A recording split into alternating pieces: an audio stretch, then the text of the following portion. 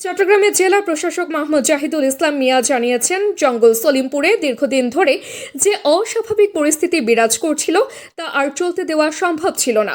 তিনি বলেন, এভাবে তো একটি দেশ চলতে পারে না। নির্বাচনের পর নতুন সরকার দায়িত্ব নেওয়ার পর আমরা এই চ্যালেঞ্জ গ্রহণ করি এবং সফলভাবে তা মোকাবেলা করতে সক্ষম হই।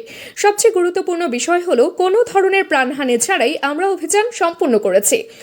রোববার জেলা প্রশাসকের কার্যালয়ে স্থানীয় সাংবাদিকদের সঙ্গে মত বিনিময়কালে তিনি এসব কথা বলেন।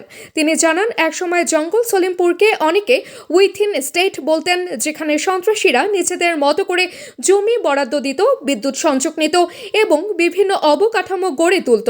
পুরো এলাকা ছিল তাদের নিয়ন্ত্রণে, আর সাধারণ মানুষের মধ্যে সবসময়ই ছিল দুর্ঘটনা বা সহিংসতার আশঙ্কা।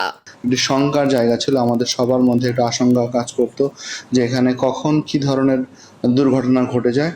আমরা ইতিপূর্বে এর হিস্ট্রি যখন আমরা পর্যালোচনা করেছি, সেখানে দেখেছি এর আগের যে ইতিহাস সেটি খুব একটা সুখকর ছিল না।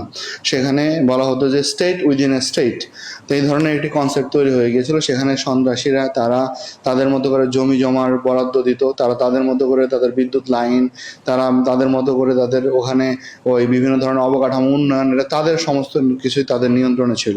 কিন্তু এভাবে তো একটি দেশ চলতে পারে না।